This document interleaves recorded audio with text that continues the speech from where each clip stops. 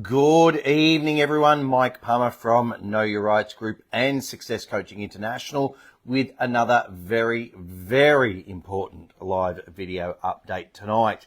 So first up tonight, I want to address the next pandemic that the mainstream media seem to be trying to prepare and condition people for.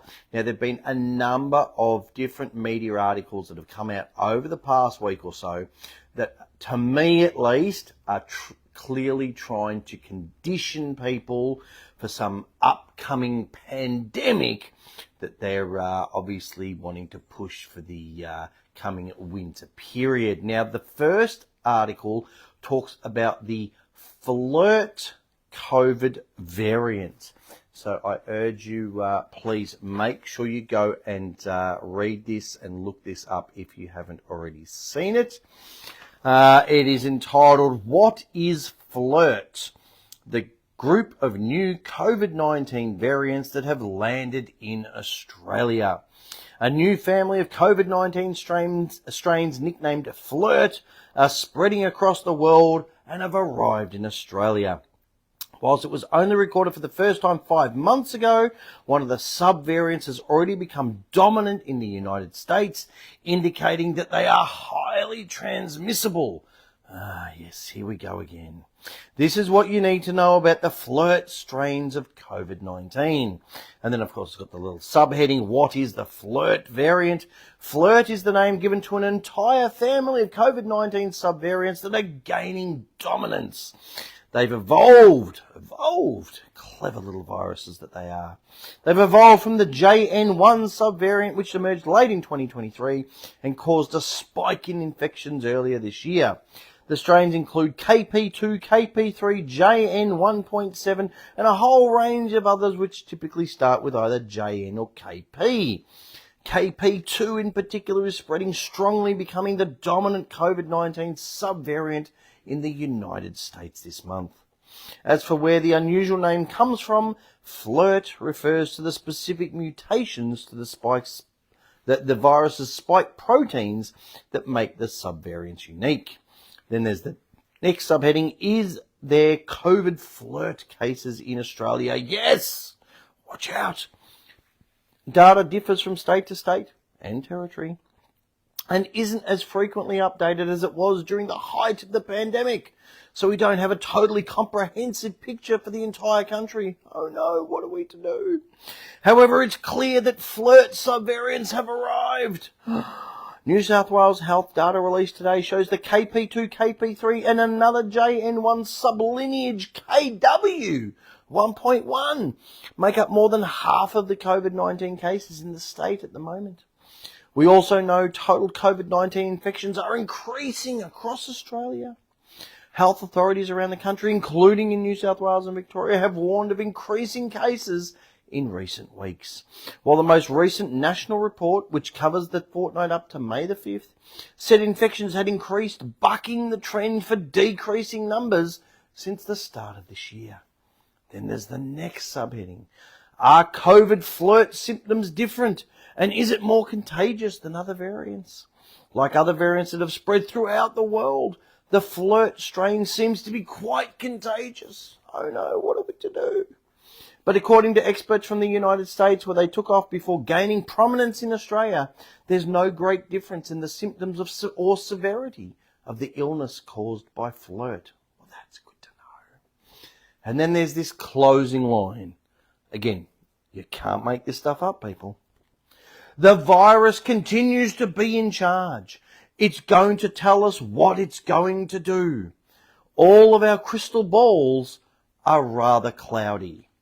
I mean, who prints this rubbish?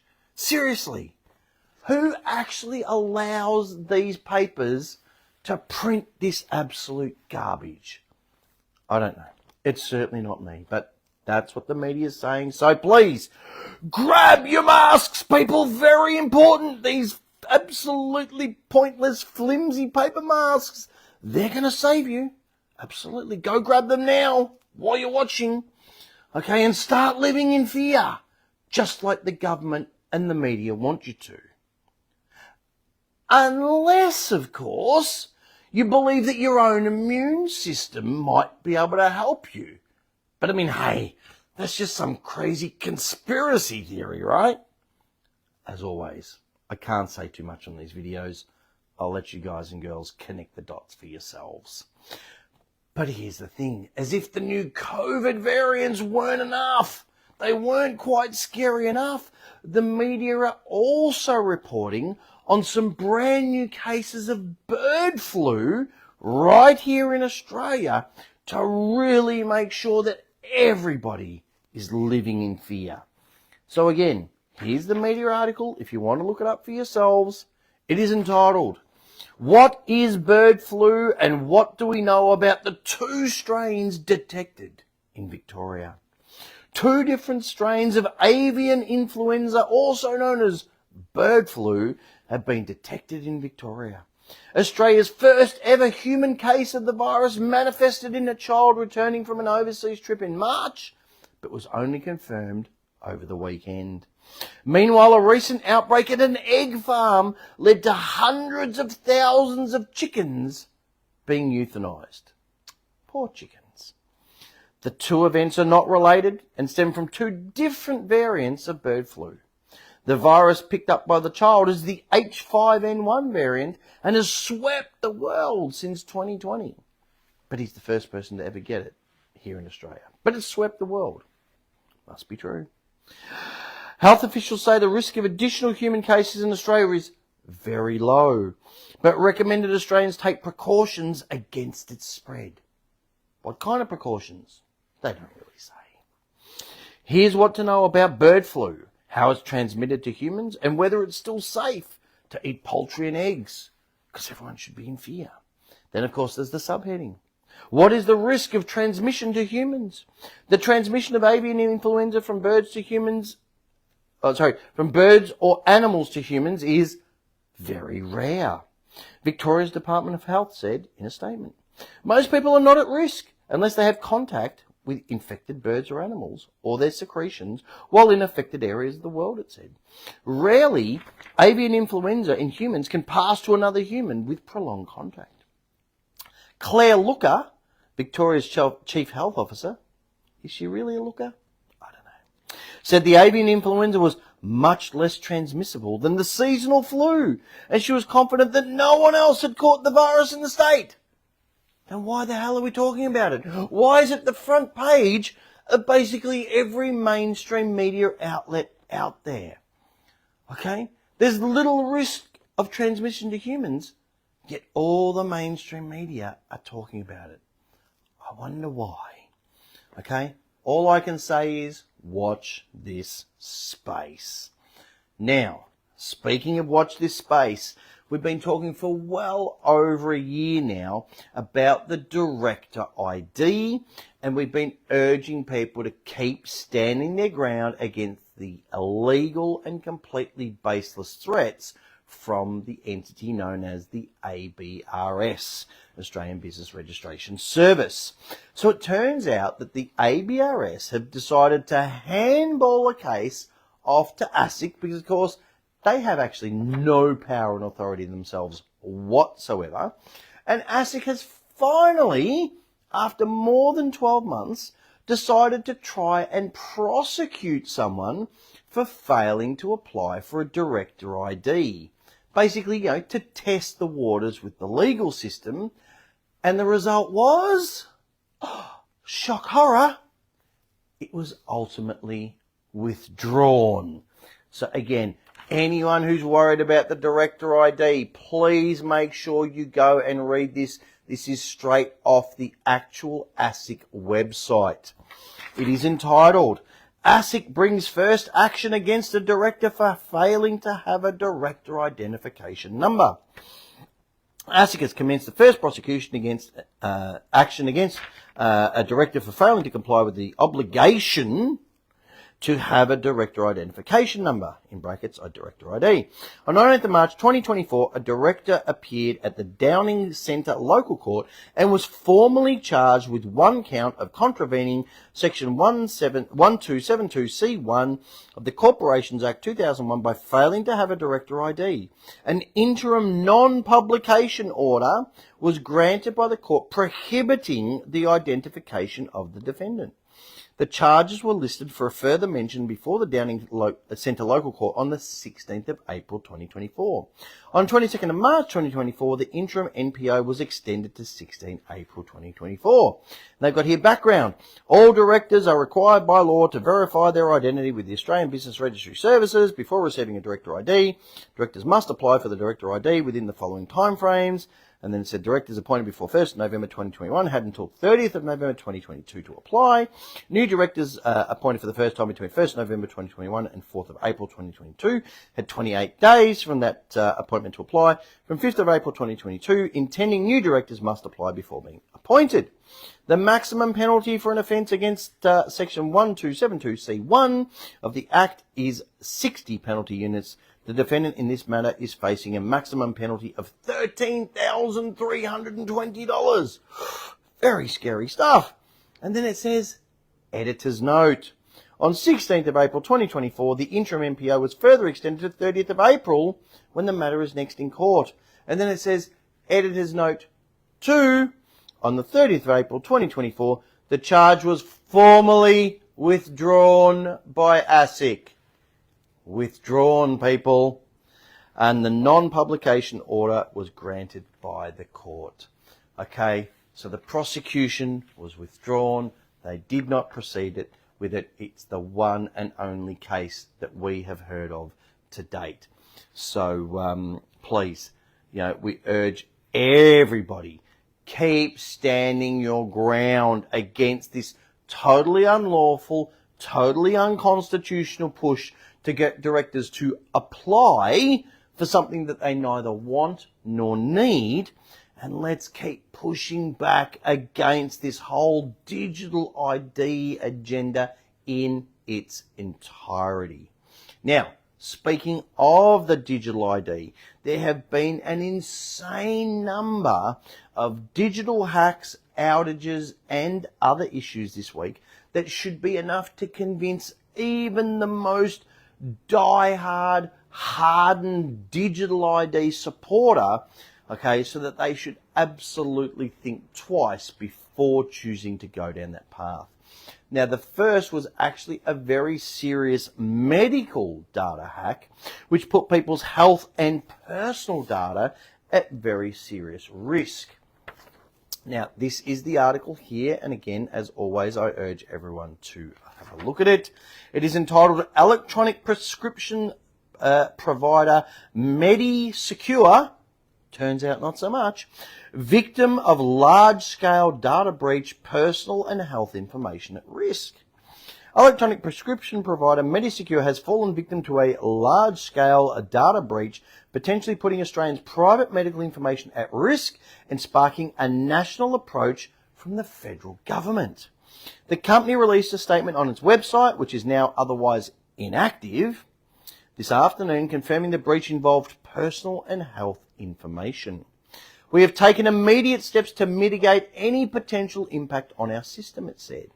While we continue to gather more information, early indicators suggest the incident originated from one of our third-party vendors. There's that handball again. How many times have I read out on these videos where there's been an outage or a hack and they want to keep trying to, handball it off to these third-party vendors? It happens all the time.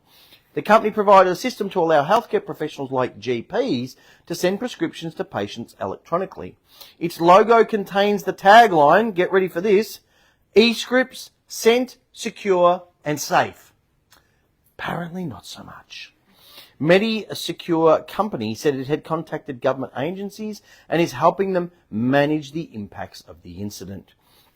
MediSecure understands the importance of transparency and will provide further updates via our website as soon as more information becomes available, it said. We appreciate your patience and understanding during this time, the usual line. The Cybersecurity Centre is aware of the incident and the Australian Federal Police are investigating. Federal Cybersecurity Minister Claire O'Neil said the government is responding to the data breach. I've been briefed on this incident in recent days and the government convened a national coordination mechanism regarding this matter today, she said this afternoon. So, I mean, this is pretty serious stuff. There's some pretty big agencies, getting involved. So, it just makes you feel all warm and fuzzy and safe and secure inside, doesn't it? Knowing that, hackers have access to your personal medical information and medical data. But, the federal police are looking into it, so it's all good. Nothing to see here. Nothing to worry about. Okay? But wait! There's more! The very next day, Google Cloud, as in the cloud, run by Google, there was an issue that wiped out all of the backups for a $135 billion, that's with a B, people, $135 billion pension account. Okay?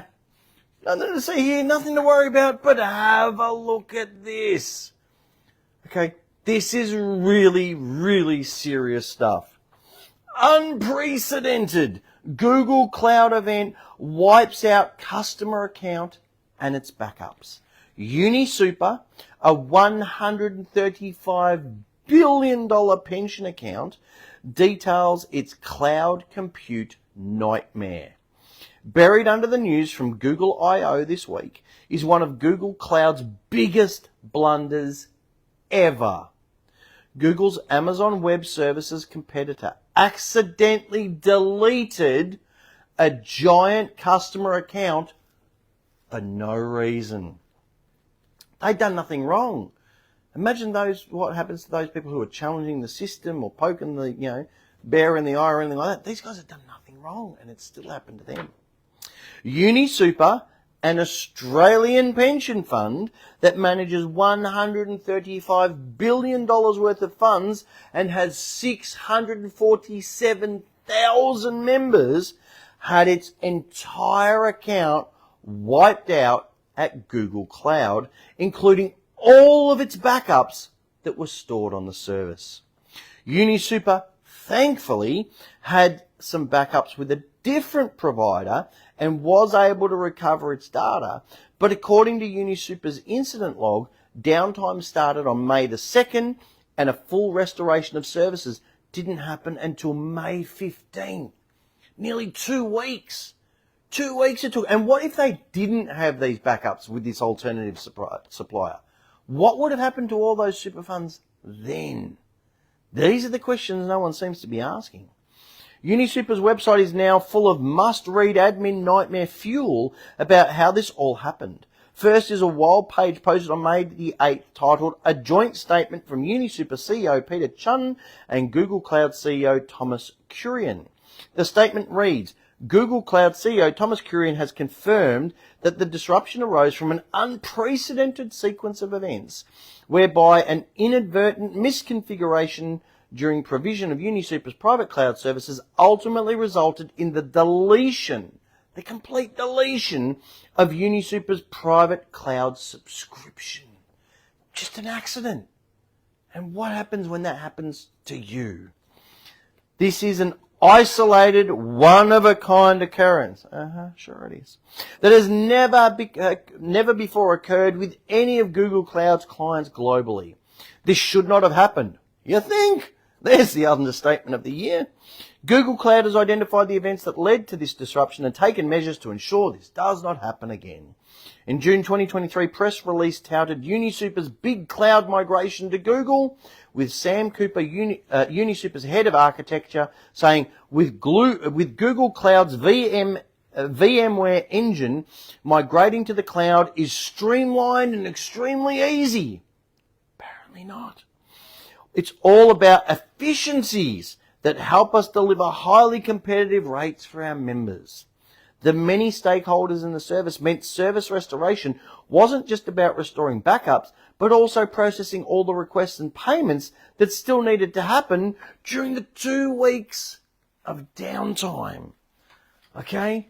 I mean, this is huge, huge stuff. So once again, we keep hearing these same, buzzwords: convenience, efficiency, security. Yet in reality, it's anything but. Okay, so please, if you or someone you know is with UniSuper, make sure that you share that article around with them, or better still, share this video with them. Okay? And again, you might want to rethink whether or not you want to stay with a company that's going to continue putting your personal information and, more importantly, their vitally important backups on the cloud for these one-off events that seem to be happening with monotonous regularity, or, of course, for data hackers to access. I mean, I don't know what else to say with this. Now, I mean, look, some of you might be standing there thinking, come on, Mike, look, $135 billion, 647,000 people, it isn't really that big, in the great scheme of things. I mean, on a world scale, really, UniSuper's not really that big. I mean, it's not like it happened to a huge worldwide company like Apple, for example. Well, as the meme says, hold my beer, because I'm about to go through another article that came out this week that detailed how the worldwide Apple messaging system went down. So here's the article. Some of you may have experienced it if you've got an Apple iPhone or an iPad or something like that. There it is there. It says, iMessage service hit by outage impacting international customers. Hundreds of reports are emerging that people are having trouble sending text messages using their Apple devices. iMessage has experienced a worldwide outage with hundreds of reports that people are unable to send messages. At least 500 Australians have reported problems with their iMessage service to Down Detector just in the last 24 hours. Apple's system status website has reported there was an issue with the iMessage between 7:49am and 8:35am on Friday. However, it says the issue has since been resolved. Users were unable to use this service. The issue is being reported in America and right here in Australia. Some messages are being sent as text messages, while others are taking extra time to send. People have flocked to X, formerly Twitter, to vent about the outage and work out why they can't send texts. Is it just me, or is anyone else's iMessage not sending messages, one person wrote. Me running to Twitter to see if everyone else's iMessages decided to stop working, another said. I mean, again, this is big, big, big stuff. I mean, this is Apple, okay? I mean, are you honestly going to sit there or lie there or stand there, however you're watching this, and tell me, or worse, tell yourselves, that you are 100% confident that our government and all the big corporations, especially, of course, the banks, that are pushing for everything to go digital, can keep all of your personal information and data completely safe when a massive worldwide company like Apple can't even keep their messaging service working properly? I mean, come on, people. Okay? Now, speaking of banks, wait, there's more. Steak knives straight in the back. One of the big 4 banks here in Australia, the ANZ, also had its own outage last week as well, on top of all the other ones that I've just mentioned. And if you're not with ANZ, or maybe you are and you want to see what happened in case you didn't experience for yourself, this is the article. It is entitled, ANZ App Outage Leaves Millions Without Banking Access. Without banking access. But they want to push for a cashless society. Really? Customers of one of the big 4 banks were unable to access their accounts online after a major outage to its app and internet banking services. Millions of Australians who are unable to bank online or through their app will soon be able to log in after a technology issue with a third party, there's the handball again, not our problem, it's a third party vendor, okay, saw them locked out of their services. An ANZ outage reported around lunchtime on Tuesday sparked chaos across the nation with online banking and the official app unable to be accessed by customers. An ANZ spokesman told Newswire customers began to regain access to the ANZ app and ANZ Transactive Global from 2:45 on Tuesday, blaming an outside vendor for the issue. We're currently investigating a technology issue relating to a third-party vendor, he said. This has affected customers accessing some systems, including the ANZ app, internet banking, and ANZ Transactive Global. We continue our work to resolve this as soon as possible and apologise for the convenience. Blah-de-blah-de-blah. We're investigating an issue affecting some customers accessing the ANZ app and internet banking. ANZ said in a statement posted on X. For all this, everyone having a go at Elon Musk and changing Twitter to X, but everyone seems to keep referring back to X. It's interesting, isn't it? Customers have taken to social media to share their outrage as they try and fail to access their money. One customer said he was legit stuck without the app on a work day. Another stated they were trying to process their payroll and staff won't be happy if they can't get paid. I'm sure they wouldn't be. A frustrated customer said ANZ should reimburse people for the inconvenience. Absolutely. Great, another quality service by ANZ, he wrote on X. What are you guys even trying to run? I haven't been able to access my bank at all. Too bad if some people were at a servo or stuck in a parking lot and had to pay, that you got to pay to get out of. And I mean, they're just some of the many, many examples. So please, think about the real world implications. If you don't have cash and you rely on apps and internet banking and tap and go and these systems go down, which they seem to constantly do, as I said before, with regular monotony, okay, what are you going to do if you don't have cash? So please, on that point, I urge everybody, please make sure you join Bryce's petition. Okay, that's the one to legislate a formal cash and banking guarantee in this country. There should be a link going up in the comment section of this video. If you're watching this on something other than Facebook, just do a search on change.org for legislate formal cash and banking guarantee in this country. You will find that petition. Please make sure you add your name.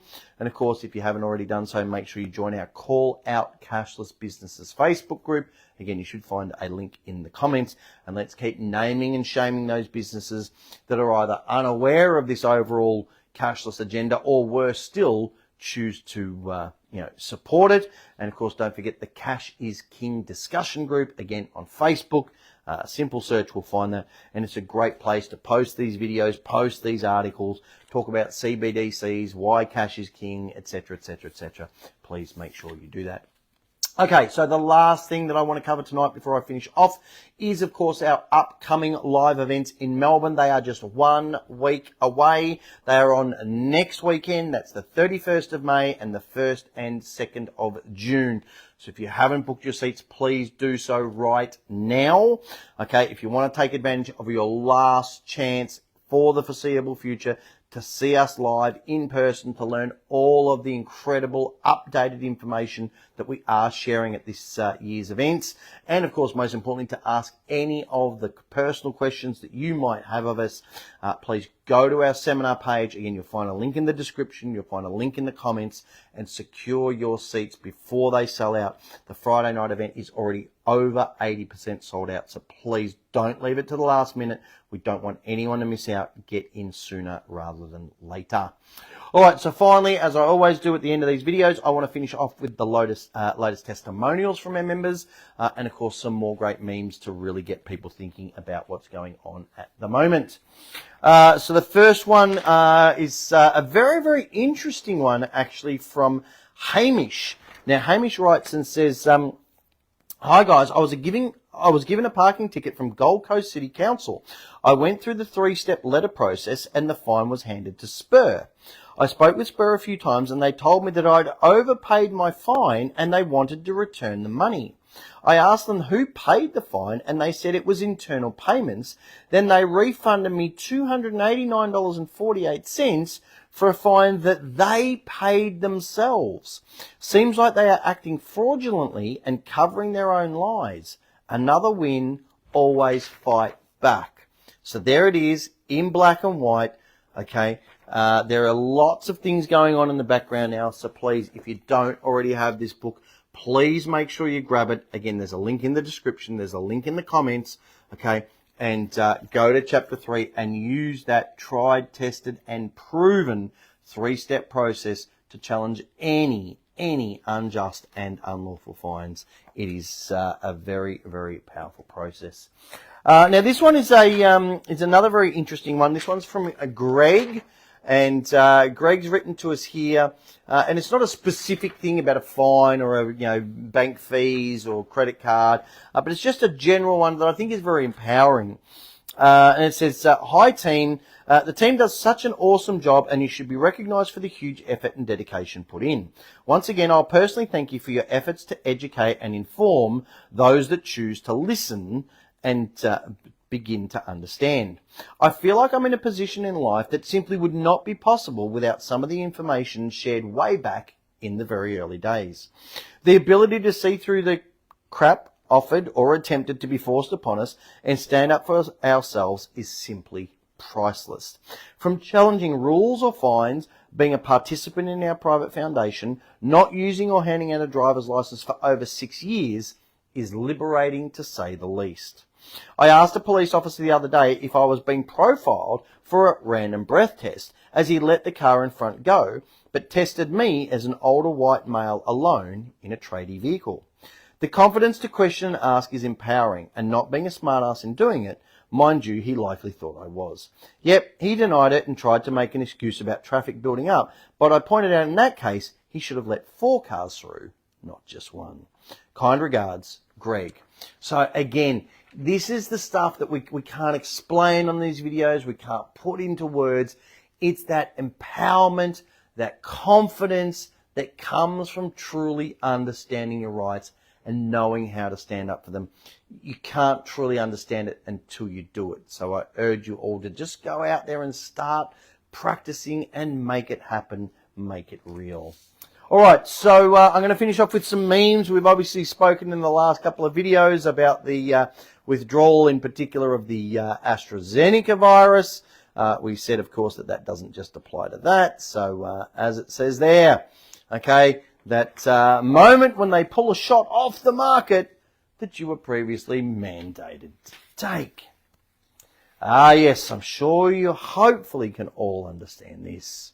I'm from the government and I'm here to help. Yeah, right. Ah, yes, I like this one. It's a bit of a laugh. People say 60 is the new 40. However, the cop who just pulled me over didn't seem to agree. So, a little bit of fun there. Ah, yes, now as a martial artist, many of you know my background. This one definitely resonates with me.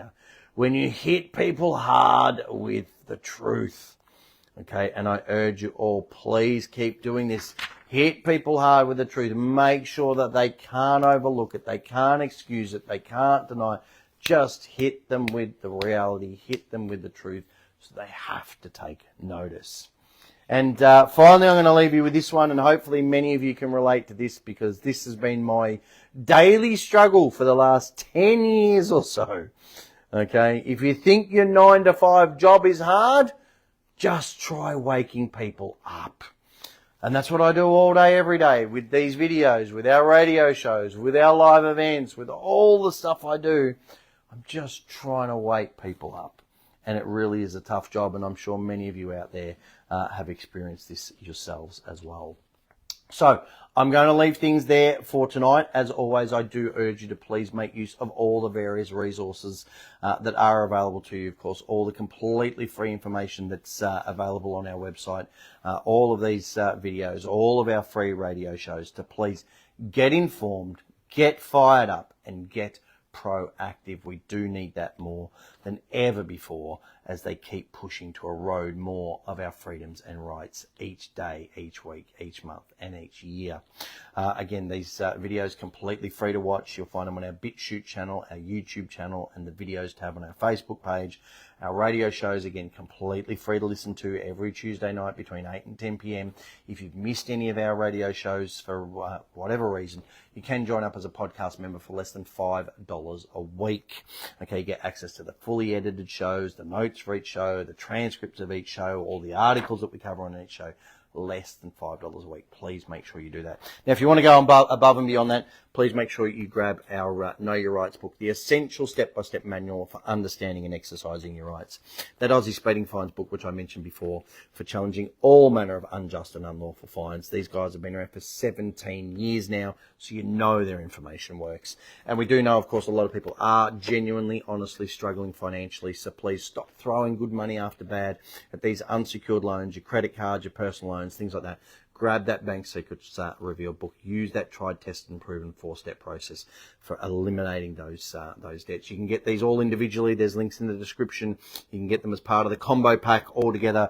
You save a little bit of money by getting them all together. You do get that bonus tote bag included, no extra charge, of course. They do all come with CDs and everything, the resources CDs, the documents CDs, the references CDs. If you don't have a CD or DVD player on your computer, please remember we have got that brand new batch of USB CD drives. I didn't grab one with me tonight, but again, you'll find a link in the description, or you'll find a link on the comment section. You'll find in our products page. Don't forget, of course, we do have our caps and beanies. As always, these are a really great way to meet like-minded people. They see the logo, they come up, they have a chat. So grab those if you haven't already.